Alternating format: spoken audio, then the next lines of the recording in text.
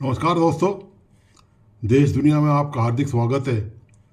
दोस्तों, इन दिनों लोकसभा चुनाव चल रहे हैं, इसकी तैयारी चल रही है और चुनाव प्रचार पूरे जोरों पर है। सभी राजनीतिक दल पूरी ताकत लगा रहे हैं। तो इस दौरान प्रधानमंत्री नरेंद्र मोदी ने एक नया जोरदार शगुफा कह लें आप या नया विवाद कह लें, कांग्रेस को और डीएम के तमिलनाडु की जो सत्तारूढ़ पार्टी है, एम के स्टालिन जिसके चीफ मिनिस्टर हैं, मुख्यमंत्री हैं, उसको घेरने के लिए एक नया मुद्दा उछाल दिया है। और मुद्दा ये उछाल दिया है कि 1974 में इंदिरा गांधी की सरकार जब केंद्र में थी, तब केंद्र सरकार ने श्रीलंका को एक जो द्वीप है, निर्जन द्वीप है कच्चा तीवू, उसको श्रीलंका को दे दिया। तो पीएम मोदी का ये आरोप है कि कांग्रेस ने ऐसा करके भारत के एक अंग को अलग कर दिया और भारत को उसे लहूलुहान कर दिया। ये बीजेपी का मोदी का आरोप है कांग्रेस पर और डीएमके पर। दरअसल ये जो सारी जो कवायद है, इसकी पृष्ठभूमि में पहले एक बार मैं आपको जानकारी दे दूं कि कच्चा तीवू 17वीं शताब्दी में यह द्वीप जो है वो मदुरई के राजा रामानंद के अधीन आता था। तो अंग्रेजी शासन के दौरान जब मद्रास रेजिडेंसी थी, तो ये फिर द्वीप मद्रास रेजिडेंस के अधीन आ गया। और इस द्वीप, ये निर्जन द्वीप है, यहाँ पर कोई इंसानी बस्ती नहीं है। एक यहाँ पर चर्च है केवल बना हुआ, और ये जो द्वीप है ये 285 एकड़ में फैला हुआ है और रामेश्वरम से ये कुल 14 समुद्री मील की दूरी पर है।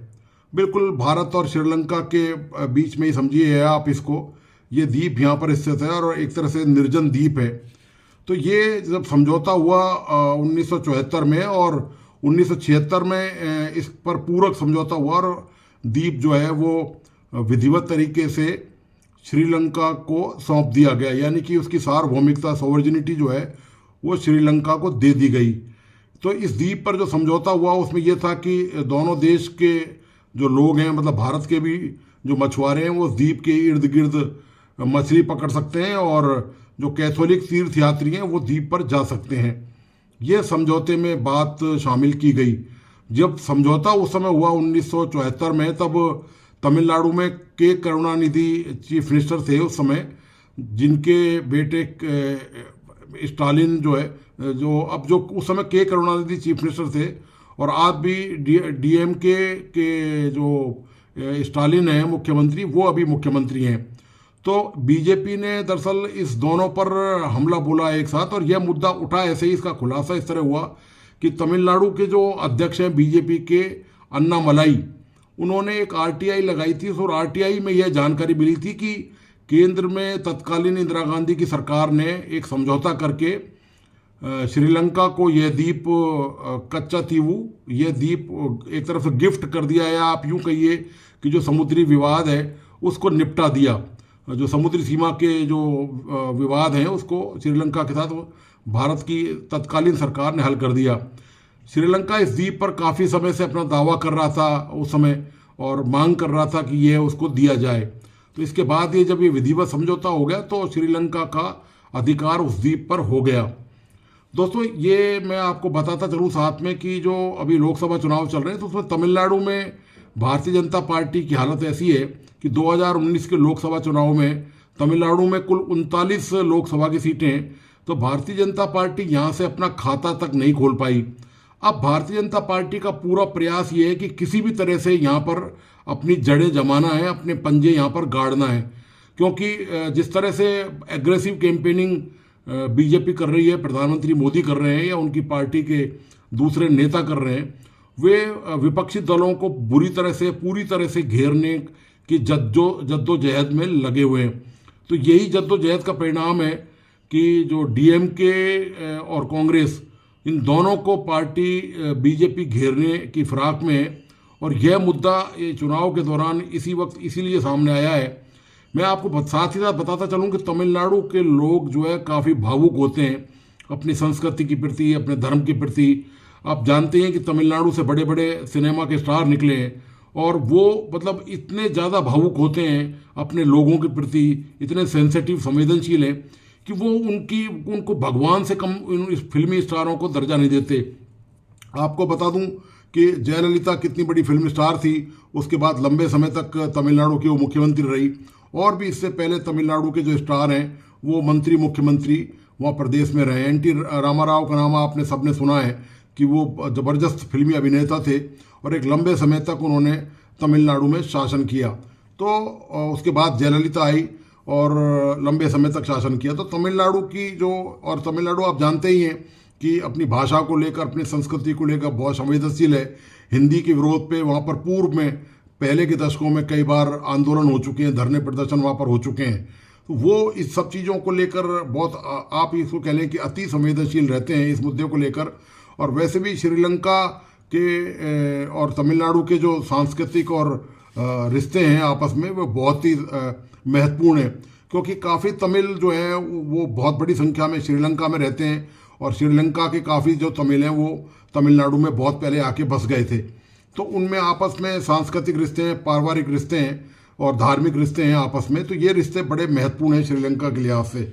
अब स्थिति ये है कि श्रीलंका ने इस मुद्दे को लेकर, ये जो मुद्दा भारत में 2 दिन से लगातार चल रहा है, इस मुद्दे को लेकर जहाँ तक श्रीलंका का पक्ष है, तो श्रीलंका ने जो प्रतिक्रिया दी है, वहाँ के एक मंत्री हैं श्रीलंका के, जीवन थोनडमन, ये एक वहाँ के मंत्री हैं जीवन थोनडमन। इन्होंने प्रतिक्रिया दी है कि अभी तक भारत सरकार ने इस द्वीप के मामले को लेकर उनसे कोई, उनकी सरकार से, श्रीलंका की सरकार से कोई संपर्क नहीं साधा है। तो ये कुल मिलाकर अभी तक ये मामला है, और जो लगता यही है कि भारत इस मुद्दे को लेकर श्रीलंका से किसी प्रकार का आधिकारिक कोई कम्युनिकेशन, कोई संपर्क नहीं करेगा, कोई उसको पत्र नहीं भेजेगा इस तरह का कि इस द्वीप के मुद्दे को लेकर कोई वापस बहस की जाए या इसकी वापसी को लेकर प्रयास किए जाएं, या जो 1974 में जो फैसला किया था श्रीलंका और केंद्र सरकार में जो हुआ था, उसको पलटने का मोदी गवर्नमेंट अब कोई प्रयास नहीं करेगी। तो ये निश्चित तौर पर जाहिर है ये बड़ा एक चुनावी मुद्दा है, और शेष भारत के लिए ये इतना शायद महत्वपूर्ण नहीं है जितना तमिलनाडु और साउथ के राज्यों, दक्षिणी जो राज्य हैं, खासतौर से तमिलनाडु के लिए ये बहुत ही महत्वपूर्ण मुद्दा है और मुद्दा बनाने की कोशिश की जा रही है। दरअसल वो उन लोगों की संवेदनाएं इस मामले में जगाने की कोशिश की जा रही हैं, वहाँ के वोटर्स की, वहाँ के निवासियों की, तमिलनाडु के, कि देखिए कि आपके हकों पर किस तरह से कांग्रेस ने डांका डाला है, किस तरह से जो डीएमके है, स्टालिन की जो पार्टी है, वो वहाँ पर किस तरह से लोगों के साथ अन्याय कर रही है डेवलपमेंट को लेकर और तमाम मुद्दों को लेकर। भारतीय जनता पार्टी उनको पहले भी घेरती रही है। तो पूरी तरह से भारतीय जनता पार्टी का दोस्तों प्रयास यही है कि इस बार के लोकसभा चुनाव में, 2024 के लोकसभा चुनाव में, किसी भी तरह से तमिलनाडु में कुछ ना कुछ सीटें बीजेपी को मिलनी चाहिए।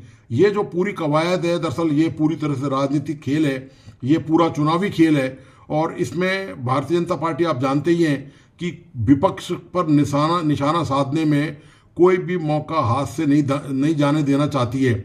यही कारण है कि मैं साथ साथ एक बात और भी बताता चलूँ आपको इसमें, हालांकि वो इससे विषय से थोड़ा अलग है, कि अब चूंकि केजरीवाल की गिरफ्तारी के बाद काफ़ी विवाद पैदा हो गया है और सरकार काफ़ी विवादों में घिरी हुई है इस मुद्दे को लेकर।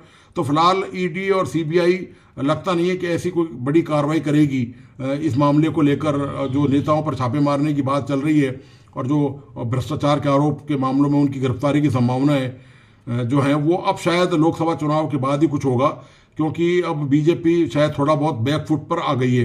तो ये तमिलनाडु की जो बात है उसमें भी मैं आपको बताता चलूँ कि उनके एक मंत्री हैं डीएम की सरकार के, बालाजी सेंथानिल, तो उनकी भी एक गिरफ्तारी हो चुकी है पहले भ्रष्टाचार के मामले को लेकर। जब वो बिजली मंत्री थे, ट्रांसपोर्ट मिनिस्टर थे, उस दौरान उनके मामले ईडी में चल रहे हैं। तो ये जो पूरी कवायद है, ये मतलब चाहे वो भ्रष्टाचार की हो, चाहे वो इस तरह के जो ज़मीनी विवाद हों या सांस्कृतिक विवाद हों। पिछले दिनों एक सांस्कृतिक विवाद भी उठा था तमिलनाडु की तरफ से। तमिलनाडु के जो स्टालिन के पुत्र हैं और जो दूसरे मंत्री हैं, उन्होंने सनातन संस्कृति पर कुछ कमेंट किए थे। बाद में जाके सुप्रीम कोर्ट में मामला भी पहुंचा और उनको माफ़ी भी मांगनी पड़ी इस मुद्दे को लेकर। तो ये जो तमाम जो मामले चल रहे हैं, ये पूरा मामला जो कच्चा तीवू जो द्वीप है, वो इसको लेकर जो उठाया गया है, वो मामला यही है। इसमें होना जाना दोस्तों कुछ नहीं है।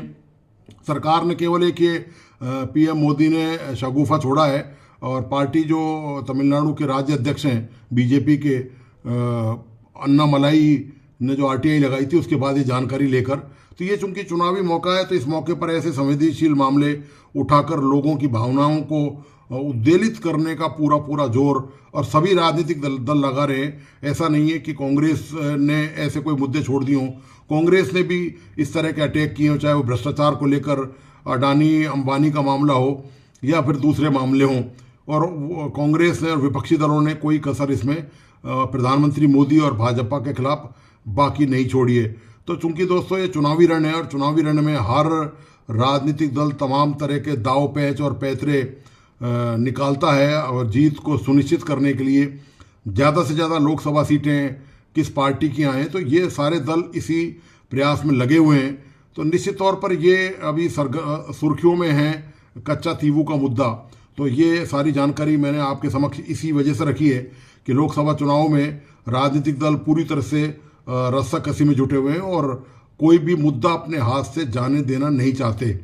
तो ये पूरी कवायद है। और हो सकता है दोस्तों अभी चूंकि चुनाव की आचार संहिता के तहत अभी टाइम है बैठक करने में या चुनावी दौरे में या चुनावी रैलियां और सभाओं करने में, तो निश्चित तौर पर कोई ना कोई धमाका भाजपा इस तरह से और भी कुछ कर सकती है, किसी भी स्टेट के में जाके कर सकती है या कोई नया मुद्दा सामने लेकर आ सकती है। जैसे कच्चा तीवू का जो मामला अभी पीएम मोदी ने उठाया है इस मुद्दे को लेकर, तो ऐसे कोई दूसरा इशू भी सामने राजनीतिक तौर पर आ सकता है। तो ये पूरी जो कवायद है ये निश्चित तौर पर चुनावी कवायद के तौर पर ज़्यादा देखी जा रही है। और जहाँ तक शेष भारत का हिस्सा है इस मामले को लेकर, तो उनका कच्चा तीवू और वैसे भी साउथ और नॉर्थ इंडिया जो हैं या जो दूसरे क्षेत्र के भाग हैं उनका साउथ की समस्याओं से या उस तरह की जो उनका जो क्या कहें आप इसको सांस्कृतिक रिश्ता है वो इतना नहीं है, इतना उनकी समस्याओं से या उनको उत्तर भारत की समस्याओं में बहुत ज़्यादा दिलचस्पी साउथ के लोगों को नहीं रहती है। तो ये जो पूरी जो कवायद है ये दोस्तों चुनाव तक तो शायद जारी रहेगी। अब देखना ये है कि भारतीय जनता पार्टी ने ये मुद्दे जोर शोर से उठाए, चाहे वो तमिलनाडु में भ्रष्टाचार का मुद्दा हो, चाहे ये तीवू द्वीप को दिए श्रीलंका को दिए जाने का मुद्दा हो, ये जो तमाम मुद्दे उठाएं इससे भाजपा क्या अपना खाता तमिलनाडु में खोल पाएगी? क्या भाजपा ये जो मुद्दे उठाएं इनको वोट में कन्वर्ट कर पाएगी भाजपा? ये दोस्तों इसका पता चुनाव परिणाम के बाद ही चल सकेगा। तो ये विश्लेषण दोस्तों इस दृष्टि से ही किया गया था कि कच्चा तीवू पर क्या विवाद है और इसके क्या फ़ायदे नुकसान होंगे, ये इस पर मैंने रोशनी डालने का प्रयास किया है। मुझे उम्मीद है कि आपको ये विश्लेषण ज़रूर पसंद आया होगा और आप इस वीडियो को आखिर तक देखिए। अपने दोस्तों और परिजनों को इस वीडियो को शेयर करना नहीं भूलें और प्लीज़ इस YouTube चैनल को लाइक सब्सक्राइब करना और बेल आइकॉन का बटन ज़रूर दबाएं। धन्यवाद, नमस्कार।